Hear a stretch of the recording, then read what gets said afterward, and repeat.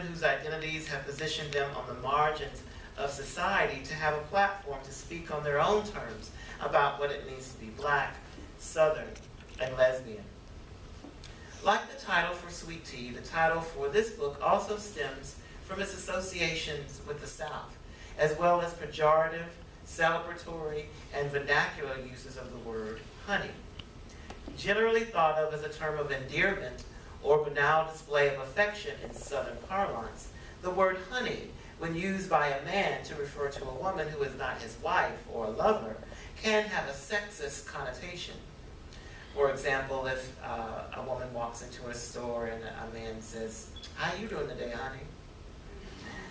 And although biblical references to honey are widely thought of as positive, as in God promising the Israelites a land of milk and honey, and that story is found in Leviticus 20:24, and I stay away from Leviticus. There are also biblical associations of honey with loose and or untrustworthy women, as in the book of Proverbs 5 and 3. Quote, "For the lips of the adulterous woman drip honey, and her speech is smoother than oil," end quote. Moreover, honey is a part of the foodways and landscape and folklore of the South.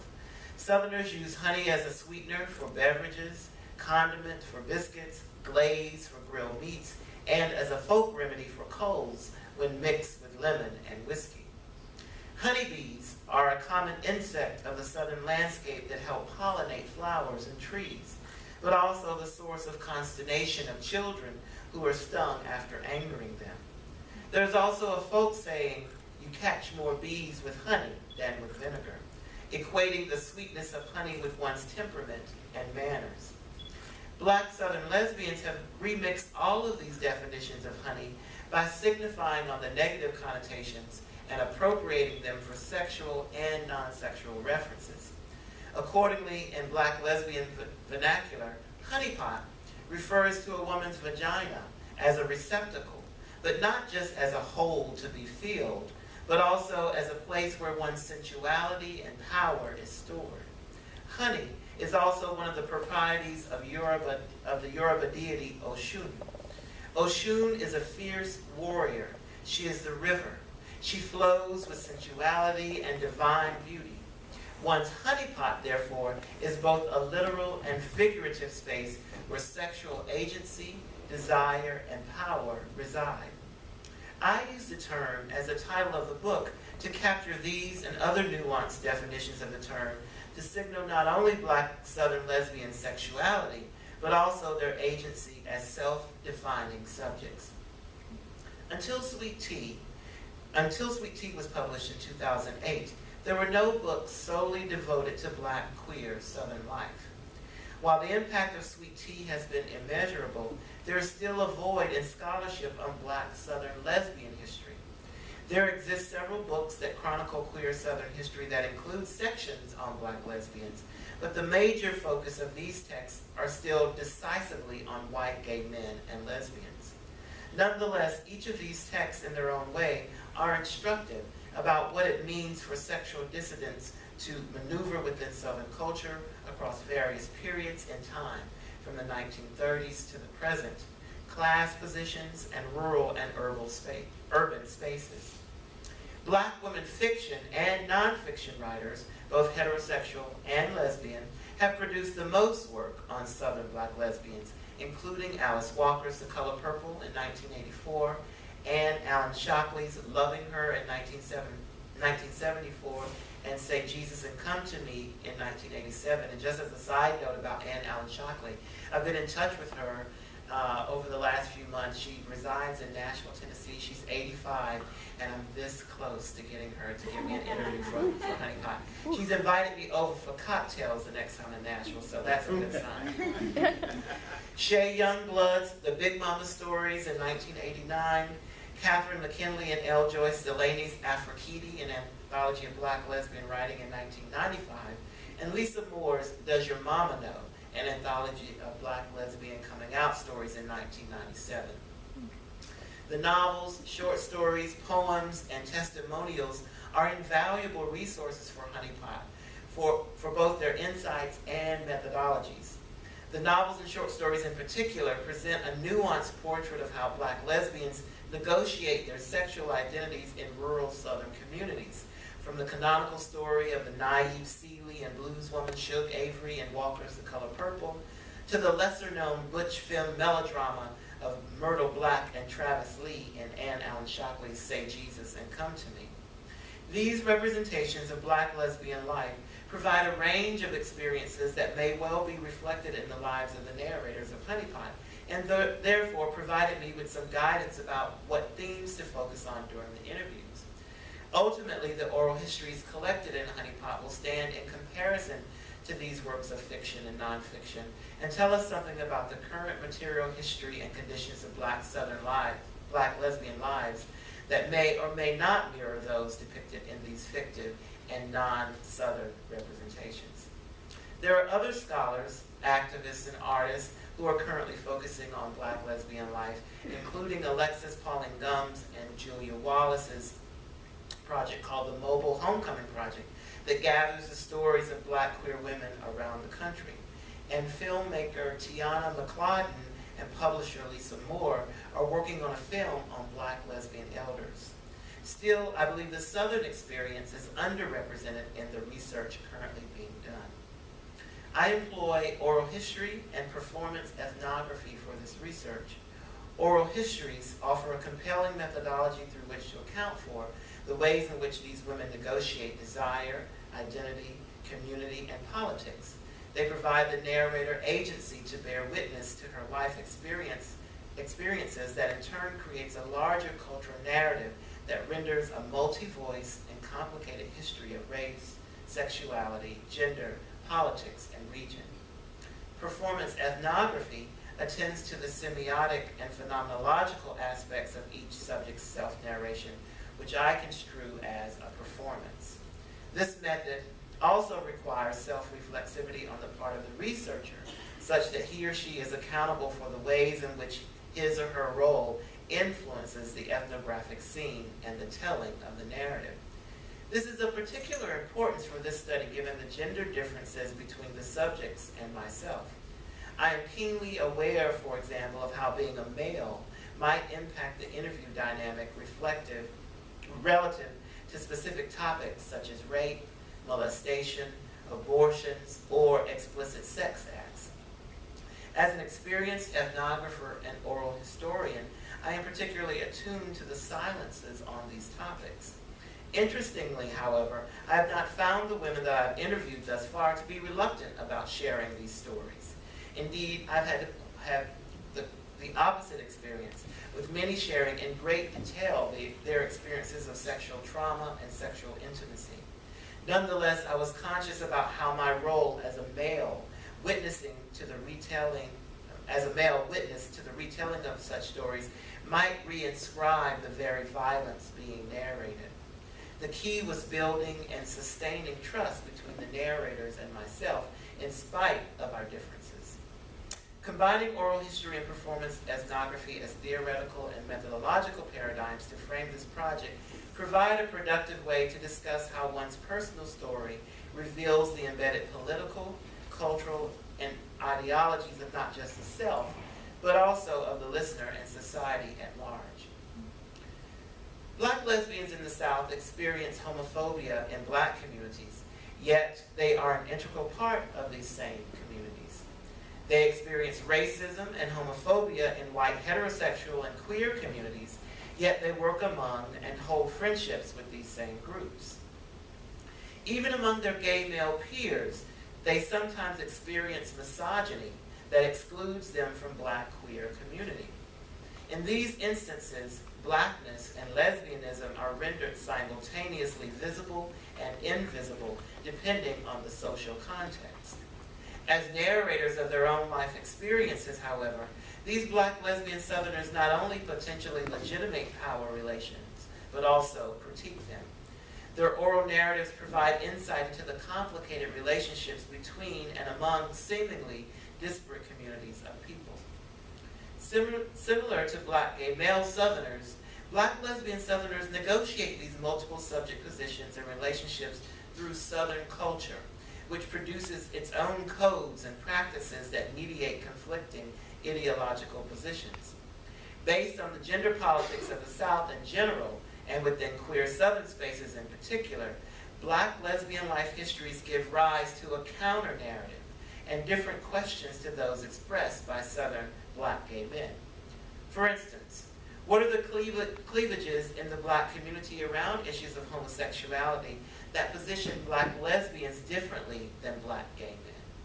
A part of the answer to that question is undoubtedly connected to the general history of Black women's experiences and representation in the context of the South. The image of the Southern Black woman is embedded in the American imaginary, despite that image being contradictory and contested.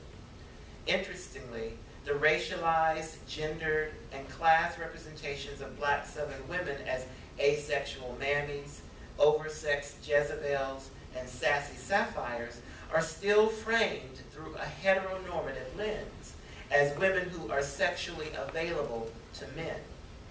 The narratives I have collected complicate this imagery by chronicling how same-sex desire exists among and between Southern Black women and how they maneuver within long-held racist and sexist stereotypes to enact their own sexual agency around same-sex desire. Three such areas in which this occurs are church, family, and health. Based on the oral history so far, and attending worship services at a few Black churches in the South, I have discovered that the stereotypical church lady, do y'all know what that means? The church lady? Okay. Imagine pillbox, hat, and veil. The stereotypical church lady image prevalent in Black communities is one trope employed by lipstick lesbians, i.e. high femmes, to signal same-sex desire within the visual economy of the Black church. For example, one of the women I interviewed narrates that upon meeting her pastor and his wife for the first time, the pastor's wife, a woman who was highly feminine in her self-presentation, propositioned her. That initial meeting led to a 6-year affair. Here's how T narrates that story. I'll never forget. I joined the church and a couple of my sorority sisters went to church there, and they were really happy when I joined. And so there was this one Sunday that this guy came up to me and he said, "You need to be in the youth ministry. I sit here and watch you Sunday after Sunday. You should be in the youth ministry." My first thought was, why in the hell are you watching me? And so shortly after that, we had a Women's Day program, and they asked me to be on the program. We had 2 services. So I stayed for the second service, and I remember sitting in the back of the church, and I felt this lady staring at me. She was in the choir stand. I felt like she was staring at me. And I was like, no, she can't be staring at me. So the next Wednesday, or a couple of weeks after that, I was at church again. I went to the youth ministry. And the guy who was in the youth ministry was also the associate pastor at the church. After church, he introduced me to his wife. Well, it was the same lady that was staring at me from the choir stand. So I was like, oh, okay, okay. So the next Sunday she said, "You know what, I need your phone number." And so I said, "Well, Stanley has all my information, get it from Stanley." So, it was just casual talk. And she was like, "Oh, okay." That following Wednesday at church, she asked me for it again. She said, "You know what, I don't have time to fool around with Stanley. Girl, give me your number." And so I gave her this card that had my number on it. And the next day she called me. She said, "I hope you don't take this the wrong way, but I'm attracted to you. I don't know why. I've never been attracted to a woman before." She went through this whole spiel. And I remember getting off the phone with her and telling my friend who worked with me, Marietta, what had happened. And Marietta was a woman preacher, and her husband was a preacher, and she knew all about my sexuality. And she'd be trying to deliver me and everything. So she knew about my sexuality. And so she said, "T, you need to run." I said, "Run?" She said, "Yeah, you need to run. You need to run from her." She said, "I'm telling you, you need to run." I said, "She's married." And by the time So by the time Lim called, by this time Lim called, and Lim called himself being delivered. You know, he was married. Didn't last long. He said, resist the devil. He said, T, you gotta resist the devil. I said, okay.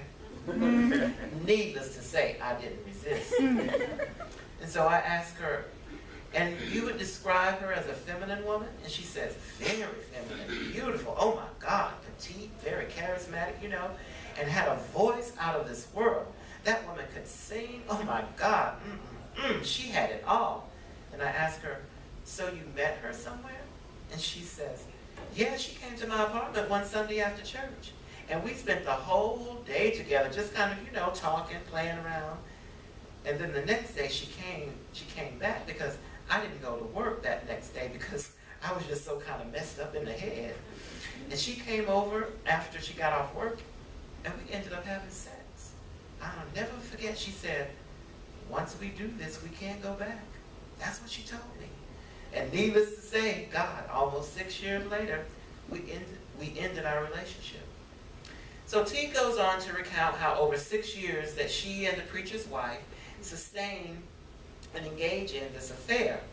But she also discovers that she is not the only person with whom the pastor's wife is having an affair. The pastor's wife deploys her high femme aesthetic and position as a church lady to turn out unsuspecting female churchgoers. It's a very long and convoluted story. T is works for a housing contracting business. She hires the pastor's wife to be the secretary there, and she uses that position to have affairs with other people. And then there's another melodrama that happens when the husband finds out that she's having an affair, but doesn't know that she's having an affair with T, but calls T to confide in her about his wife having an affair with these other people. It's very fascinating. Alternately, butch or masculine women, commonly referred to as doms, which is short for dominance, and studs, that's a term I learned on the road, in Black queer vernacular, also circulate within women's organizations and clubs within the Black church, but do so in ways that allow them more latitude to express their female masculinity. Whether that be through offering to do manual labor, such as setting up tables and chairs in the fellowship hall, or driving the church bus, or serving on the usher board, as opposed to singing in the choir, where the uniform is sometimes more gender neutral. Ultimately, these women draw on their own technologies of self-assertion within the confines of Black Southern culture to signal, build, and sustain their sexual identities. As with many Southern Black gay men, Black lesbians also had to contend with reconciling their spirituality and with their sexuality. And at times this process was torturous, especially in the context of fundamentalist church communities and families. Alpha Thomas tells of how her mother actually tried to exorcise her gayness out of her. This is Alpha. I hated church because my mother, she used religion to really shame and embarrass us. She would always tell us that the devil is in us. I know now that my mother was mentally ill. But at that time, you know, growing up as a child, I didn't know that she was sick. But she used to always tell us that the devil was in us and that the devil made us do this and the devil made us do that. Mom referred so much to the devil that I always said, if I ever meet that motherfucker in person, I'm going to kick his ass. That's how much I hated the devil, you know. My mother was a fanatic. And religion, it divided my parents. They used to have these religious debates a lot of time. And my mother was very committed and dedicated to the church. I mean, she put more in church than she did at home. And when I came out to my family, my mother exorcised me. And that was extremely traumatic. Well, first she told me that God made woman for man and not for another woman. And that homosexuality was of the devil and evil. And then she laid hands on me. She took her hand and put it on my head and began to speak in tongues and, you know, do this little ritual to remove the devil from me. We were outside in the garden, and we had been picking fruit because we had fruit trees. I had recently come out to my family, and so she just told me, she said, you know, you're really not a homosexual.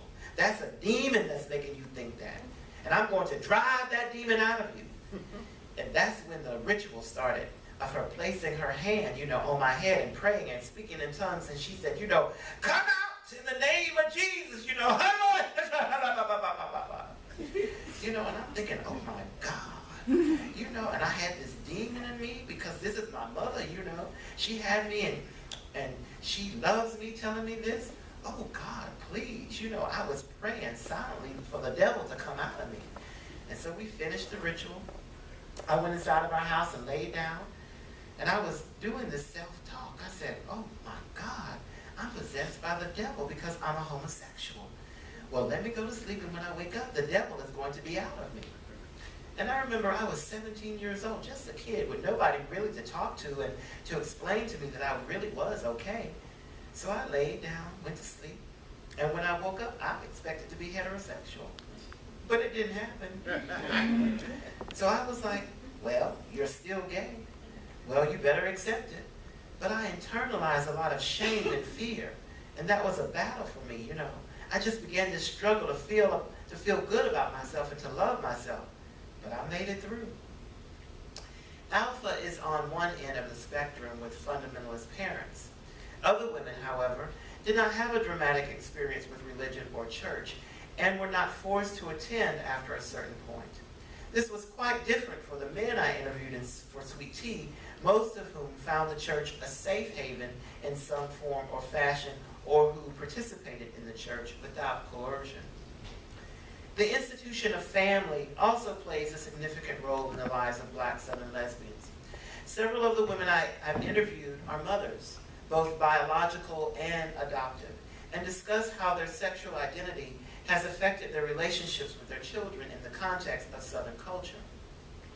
While Mignon Moore's Invisible Lives, Gay Identities, Relationships, and Motherhood Among Black Women, written in 2011, provides an excellent sociological account of parenting among Black same-gender loving women, the focus of that study is on women from New York in the metropolitan area.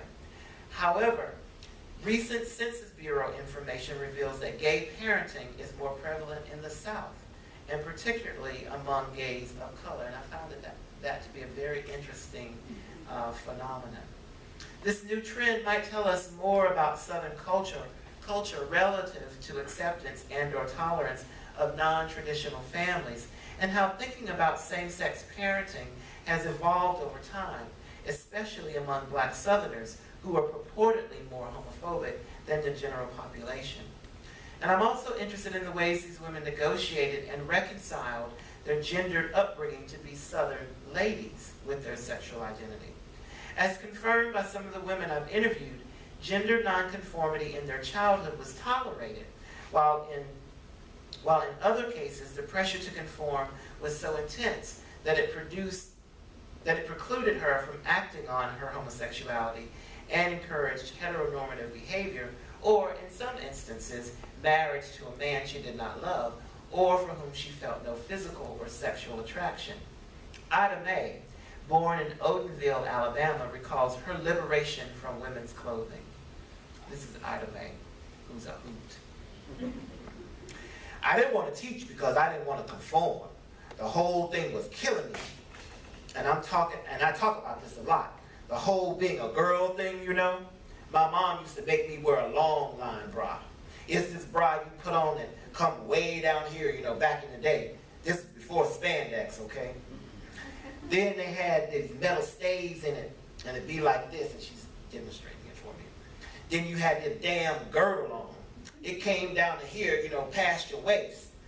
And it had these metal stays and it had a zipper on the side. You'd be like sucked up in it. It was crazy, you know what I'm saying? But that was the way women dressed, and there was no pantyhose, so we had stockings. We had to put them on, and you had to hook up some shit around here, we had to pull them up and hook that up. So it was like, I hated it. I just couldn't conform. I remember when I first went to Miles College, we used to always wear dresses. I was a big girl all my life. I was a big girl. I mean, really. I maxed out about 400 to tell you the truth, so I was a big girl. I was about 350, 400. I was a big girl. And I had these shifts my mom would always buy shifts for me, and I remember I was standing out there, had these spoon heels, and I was so fat that they were sticking out on the side because they had this gap on the side, and there was like squishing going on every time I made a step. You know, the nylon be going shoo, shoo, shoo, shoo. I was the most miserable person in my freshman year of college. I had no pants. My father did not allow us to wear pants. So I had no pants, and it was this shift every goddamn day. These long line girls in that bra. It was killing me. It was killing me, I'm telling you. The kids in school started to call me church girl. And I didn't know what they referred to me, like that behind my back. Then one day, I was sitting in front of the student union. I was sitting up there, and I was so uncomfortable. I was so goddamn uncomfortable trying to read a book, just trying to fit in any goddamn way I knew. Excuse my language. And I'm sitting there, and this guy came and sat beside me. I still say he saved me. His name was Frederick. Everybody laughed and looked or paid attention to Frederick because he had this hair perm, and he had this big head of hair, and it was permed like a woman. And he had, his shirt tied up under here, and he had these cut-off blue jeans, and they were so short, you could see the pockets. And he had on these little sandals. He came up, "Yeah, how you doing, church girl?" I'm like, what the fuck? I mean, nobody ever spoke to me, it was some strange, it was a strange motherfucker walking around. So anyway, I met Frederick, and Frederick sat down, he said, "Church girl, what you up to?" I didn't say much to him. Every day we'd meet there, and we just developed a friendship. So I got a job at work study, and it was working with kids outside. So I showed up at 4 o'clock to start my new job. I had on a shift. I had on one of them goddamn shifts and these little teaspoon shoes. Frederick said, "Where are you going?" I said, "I'm come here to work." He said, "Oh no, honey, we be hitting balls and shit. You can't come out here like that." I said, "Well, I don't have any pants." He said, "Come on." He took me to Kmart and bought me my first pair of pants. He bought me my first pair of bucks and a shirt and denim jacket. I went back to school. I felt so free. When I was taking off that stuff, he was like, "Ooh, ooh." He was just cutting up, just laughing at me. He said, "Why you got on all this stuff?" He was just cutting up. He turned out to be my best friend. So that's a little bit of Oda Mae, and she goes on to tell lots of stories. Once she becomes free from women's clothing, she becomes a pimp, literally. You'll have to read the book to hear the rest of that story. Other women I've interviewed relate stories of resisting wearing dresses, often preferring pants to dresses, t-shirts to blouses, and trucks to dolls. The interesting note about this, however, is that many of the women suggested they had freedom to engage in gender nonconformity as young girls, but after reaching puberty or their early teens, they were discouraged from dressing tomboyish and had to begin acting like a lady so that they would attract a boy. There are also significant differences between gay men and lesbians around the issue of sexual health. Since Black heterosexual women comprise a disproportionate number of HIV and AIDS cases, I'm interested in how this disease has impacted Black lesbians in the South. Thus far, the women in Honeypot suggest that Black lesbians in general are less likely to use protection because of the perception that they are less susceptible to HIV and AIDS. Sometimes erroneously so in those instances when a sexual partner has had sexual relations with men. Moreover, many report that breast and cervical cancer, herpes, HPV are common diseases among Black lesbians. This research engages the racial and class implications of these diseases on this community and seeks to understand why they are more common among this group of women. Finally, the majority of the women I've interviewed experience some kind of sexual trauma at the hands of a male family member. These stories may offer a different insight into how their sexuality was impacted by physical and sexual violence, and how Black lesbian experience fit within a broader history of Black women's sexual trauma. In more than a few of the narratives, sexual abuse as a child becomes the impetus for drug, food, and alcohol addiction, sexual promiscuity, and emotional codependency with which many of these women would carry with them into their adult lives. Michelle, born in Winston-Salem, North Carolina, is a prime example, as she tells a story of how she comes full circle with her father, who molested her as a child, when he becomes the only person to help when she's about to succumb to drug addiction. This is Michelle. I got in a relationship with Lisa. She had 2 little kids, and I was clean. Had been in recovery for a minute. Never been in a relationship with children. And she said to me, "How would you have this relationship if you could?" I said, "If I could have it without them, that's how it would be." She said, "Well, okay, we're a package deal. Now you can't take all of us. Now you can take all of us, or you can take none of us." Well, she was the first woman I had really been with. So I thought to myself, and myself said, what? Maybe you need to try this. And I did. Did I try it? We went through 13 years. All of it wasn't bad. But when you're dealing with someone with even deeper levels of brokenness than what you are, it can be challenging. And we were truly raised from 2 different sides, and just our viewpoints were totally opposite, even down to how we raise these children. And so it was an in and out relationship, a relationship full of fighting and using and fighting, and we were on and we were off. We were off and we were on. And she was in and out, in and out. She'd catch a whim. I like this, see this, she'd be gone. Every 3-6 months, boom, gone, in and out. But I loved her. How sick. I didn't love her. It was codependence. And it was still me in my sickness, relapsed. We broke up one good final time. One good time, and every time we broke up, the hole was gaping. She took 3 people when she left, and that left my heart in such an ache that I couldn't hardly make it. I would just hurt. It would just hurt to breathe. So I relapsed. I just said, fuck it. I don't care anymore. I've taken all these years, and by this time we had been in a relationship 6-7 years now, and I said, I've given all I can. I've given all of me. I gave all of me, that I had no me left.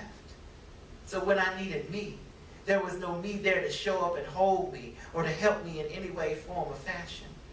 I was emotionally, mentally, and spiritually bankrupt. And when you get like that, you're in danger. When an addict gets like that, they're in danger. And at that time, I call them bids. I did 7 years of dealing drugs after that point. The turning moment was, I was at a point where I couldn't not use. Hunty, I could not use. I had to have it. Thing would wake me up in the middle of the night calling my name. I was a slave to the rhythm, baby. And honey, I ran that crank. You hear what I say? I ran it. I had probably a $500 a day habit and did what I could to make sure I kept my habit. I would drink 540s, and if I could get liquor in between, would. If I could get wine in between them 540s, would. But I definitely had to have 540s, at least a dime bag a week, and that would be laced with some crack. And that was every day. It was just after tax season. I owed the dope man $1,700. He was giving me $100, $200 a day of crack. He was giving me that on credit because I told him that my income taxes is coming. By the second week, my income taxes hadn't gotten there. And he said, nigga, I'll kill you if you don't give me my money. Well, I'm going to jump back. Dude, don't you ever threaten me. I don't give a fuck how much money I owe you. Don't you ever come at me like that.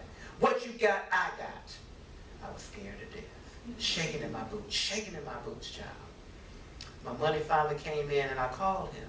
I met him, and when I got there to pay him that $1,700, he bought me a knot like that.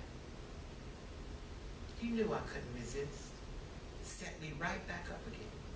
I couldn't resist. So after that run right there, I looked like walking death.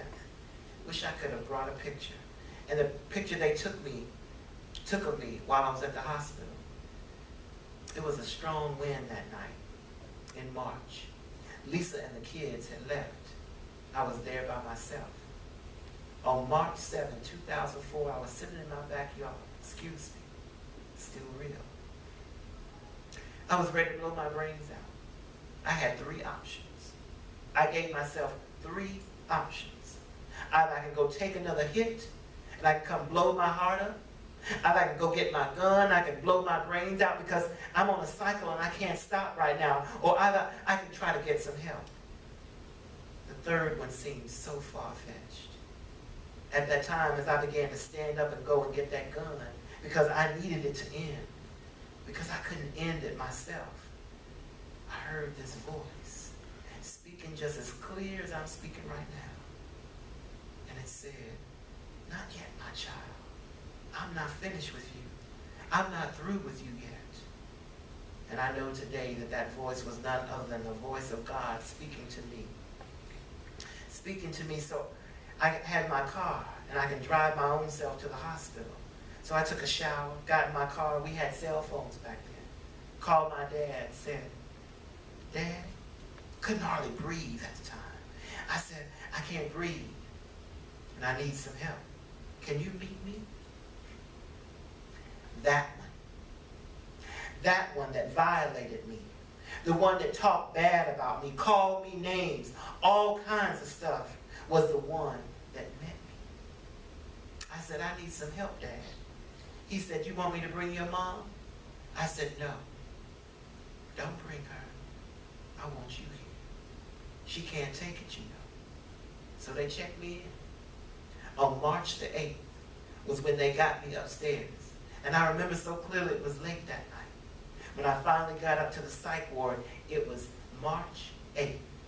So my clean date is March 8th, 2004. And by God's grace and mercy, I'm 8 years clean. Michelle's story is just one of many women whose sexual violation led to drug addiction. And they too were able to go into recovery. The emotional and sometimes physical scars are still very visible. Of the 67 women I've interviewed, 50 revealed to me that they had some kind of sexual trauma. The difficulty for me in writing about these experiences will be sharing them in a way that does not suggest a cause and effect relationship between their sexual trauma and their lesbianism. The women themselves are very articulate about that not being the case, as many of these experiences happening to them before they were sexual beings, and the fact that some of them went on to have sexual relationships with men and also have children. In addition to church, family, and health, Honeypot engages issues of community inside and outside of African American communities. For example, are Southern Black lesbians embraced in white queer communities more than their Black gay counterparts? Does there exist a community of interracial couples in this region, suggesting a transcendence of or complex relation to race through sexual desire? Sweet Tea asks some of these questions regarding Southern Black gay men, and Black lesbians are certainly referenced in many of the narratives that men share. For many of you who've read Sweet Tea or have seen the various performances, you'll remember that lesbians appear mostly in those stories as protectors of Black gay men. Undoubtedly, however, the subjects of Honeypot will narrate that history differently based on gendered relationships that position them as other within a sexist and patriarchal culture. Ultimately, the narratives collected in Honeypot evince larger questions regarding identity formation, community building, and power relations as they are negotiated within the context of Southern history. As a result, these oral histories fill a void in the historical accounts of racialized sexual minorities in the U.S. South, call into question the construction of the South as absent of a thriving lesbian community, and account for the ways that Black lesbians negotiate their sexual, gender, class, and racial identity with their Southern cultural and religious identity, as well as highlight the ways in which Southern Black lesbians' lives diverge from those of Black gay male Southerners. Indeed, these oral histories bring from margin to center the lives of women who dare to speak and speak truth to power, as I continue gathering honey for the Honeypot. Thank you.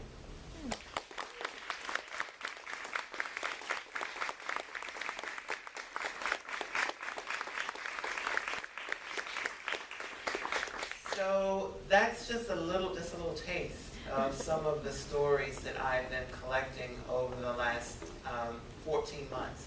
I began collecting the stories in August of 2012, and I literally just got back last night from Jackson, Mississippi, where I was doing a lot of stuff, performing at Jackson State University, giving a lecture, but also conducting more interviews with women there. One of the things that I'll also say about this research is originally the subtitle of the book was going to be Black Lesbians of the South, an Oral History. But the subtitle is going to change to something like Southern Black Women Who Love Women, because most of the women I've interviewed do not like the term lesbian. They prefer gay, or they prefer queer, or same-gender loving, or many of them just say, I just love women, or I love that woman.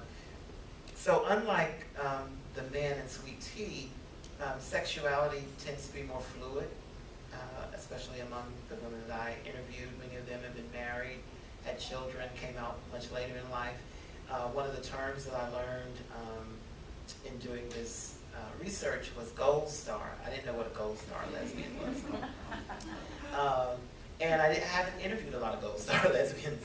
Met a lot of bronze and silvers, but not gold. Ironically, most of the men, does everyone know what gold star lesbian? No. Oh, okay. Gold star lesbian is a woman who's never had sex with a man, meaning gold star.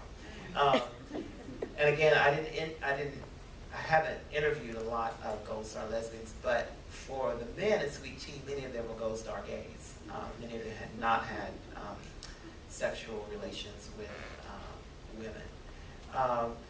I'll open it up for Q&A because I'm sure I could go on and on and on and on, but I'm sure some of you have questions for me about this research and so on. So, questions?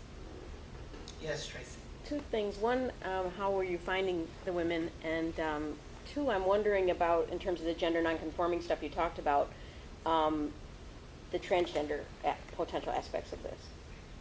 I found the women through the men in Sweet Tea, through networks that I already had. You know, lesbians tend to be very organized. So one listserv and everybody knows about the project.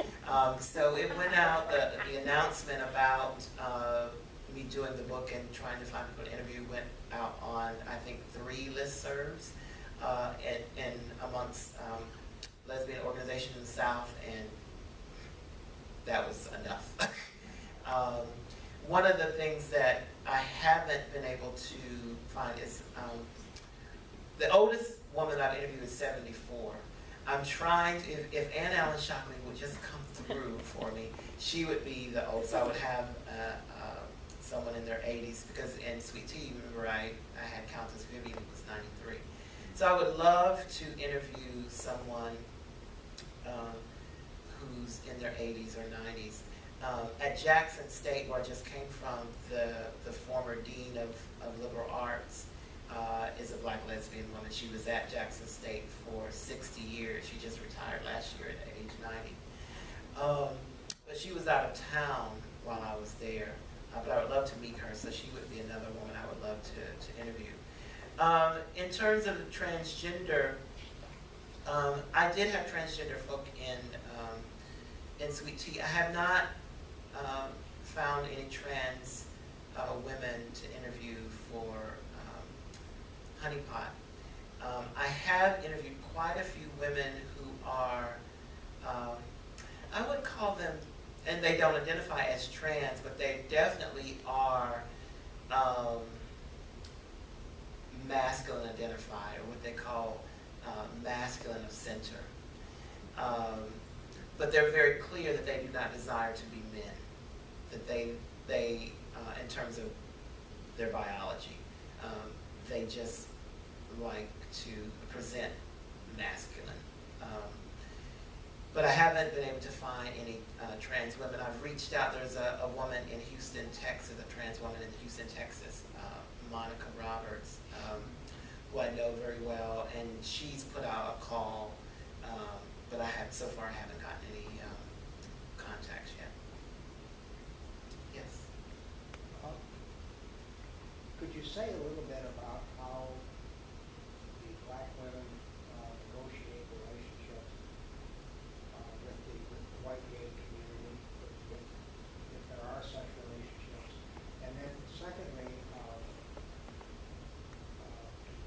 did you meet any black women who are in or who have had relationships with white women?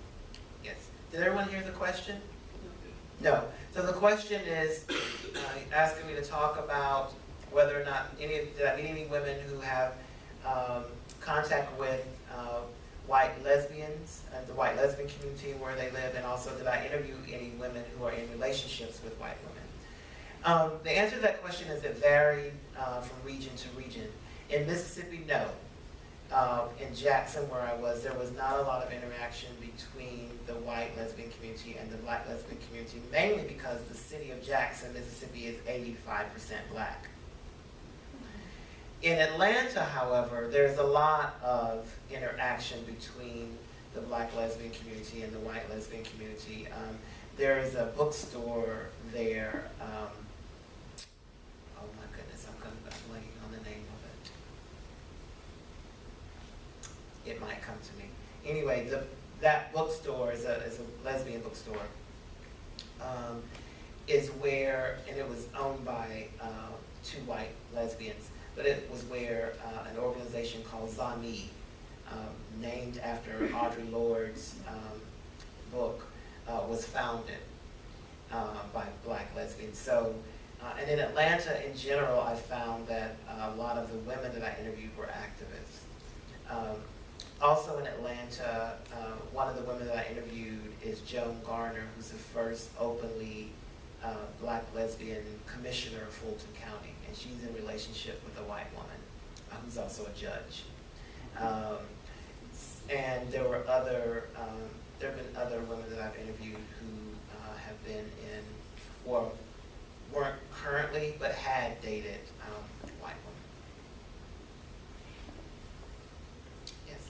I have two questions. First, you can use their names, first and last, and it's okay. And second, could you talk about the effect that your performance has on your writing? Because it's fascinating to me when you act out, especially the butch women. What happens to your upper lip reminds me of all the black butch women I've ever known. And it's so cool. Like, how does acting it out affect the way that you do your work? I'd love to hear about All that. right. Does everyone hear the question? You can repeat it. You heard it? Yeah. Okay, all right. So for IRB, for those of you who are not at academic institutions, it's called the Institutional Review Board, and it is a governing board that monitors any kind of research on human subjects. If you're dealing with anyone who lives and breathes, you have to go through IRB. And the IRB can be a policing kind of agency in terms of not allowing you to do the research that you want to do. For my IRB, I can't use people's real names on, I don't even want to get into all this craziness. Anyway, yes, I can use their real names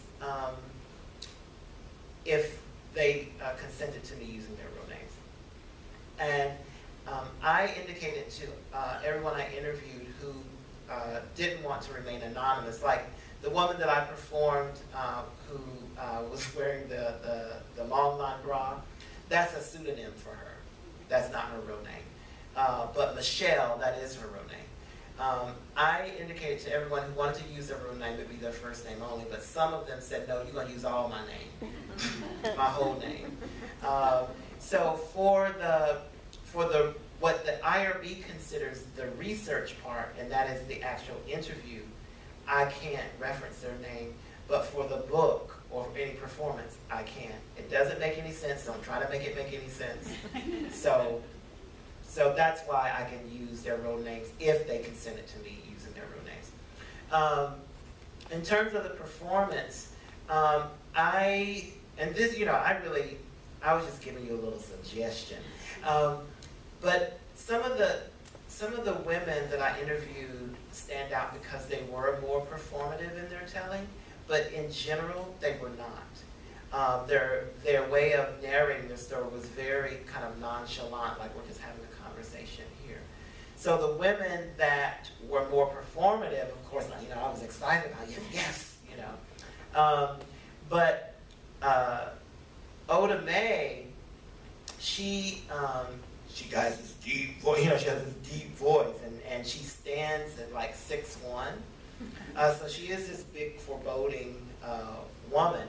And so she's sort of easier to capture, her performance. And she swears like a sailor. I don't know if you noticed, she's goddamn is every other word.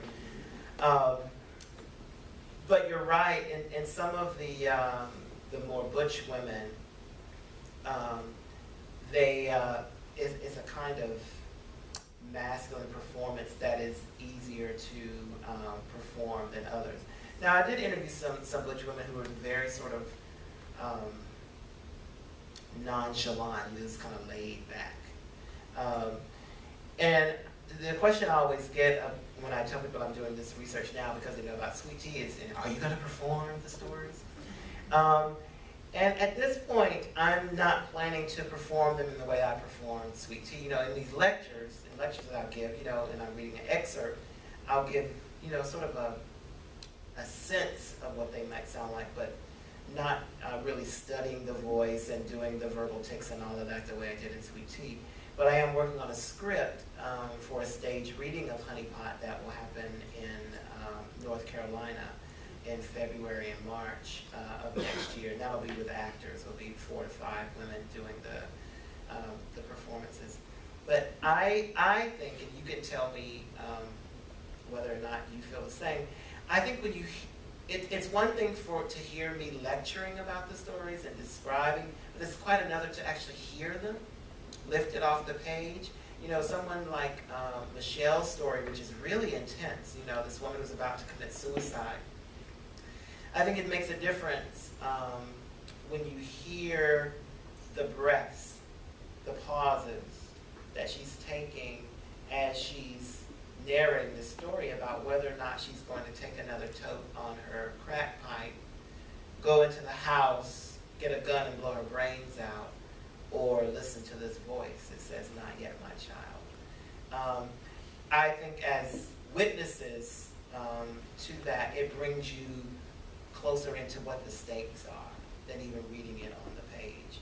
And so for me, performance is not just about the aesthetics of performance or entertainment. It's about bringing to life the stakes, the life stakes of what these women are narrating, because as a witness to that performance, you viscerally feel the pain, the turmoil, the anguish, in a way that I don't think you would necessarily through just reading it on the page. Yes? So you're saying that the performance aspect of it brings meaning, brings additional meaning. Yes, absolutely. To the words. I wonder if I apologize for being kind of basic about this, but since I have you here, I've never really been clear on what the difference between performance arts and theater arts is. And I'd also like to ask you, how would you define performance ethnography? Sure. I get that question a lot. My students get it all the time. What is performance studies? And what is the difference between that and theater? They're not mutually exclusive. And at Northwestern, there is a separate Department of Performance Studies and a Department of Theater. One of the major differences at Northwestern, at least, between theater and performance studies is that in performance studies, we don't look at performance simply through play texts. We're not just focused on plays. We look at performance broadly defined, whether that be this, what we're doing here as a performance. I'm performing lecturer, you're performing audience or student. Or the cultural rituals that we perform in society, whether that be Super Bowl parties, funerals, weddings. We look at all of the world as a text that can be performed and that we perform. And in the making of that performance, it produces meaning. For instance, within a wedding ritual, certain performances have significance. So a lot of us, at least at Northwestern, who do ethnographic research, and that is going into the field, doing interviews, spending time in a different culture than our own, or even spending time in our own culture, trying to discern the ways in which people are performing meaning in everyday life. And so performance ethnography is both a methodology for discerning how people make meaning of their lives, but is also a methodology for staging that research for the stage. So for instance, I'm performing in the field when I'm conducting these oral history interviews. I'm performing a particular kind of role. I'm performing my race, I'm performing my gender, I'm performing my class, and that's all being negotiated in that moment, right? Does that make sense? I think so. Okay. And then, so that's using performance ethnography as a research method. But also, when I then take those stories and translate them to the stage, that's also performance ethnography, because I'm staging the research that I've conducted that also produces a different kind of meaning, because I'm now sharing it with an audience. So it's sort of multi-tiered. There's the performance that happens in the field, there's the performance that happens on the stage, and there's the performance that we're constantly doing when we perform our identity. So in theater, again, the anthropological aspect of it is not the focus. It's fictive people, characters in a play mostly, whereas in performance studies, we do plays as well, but we look at cultural performances in addition to plays. So that's sort of the basic differences.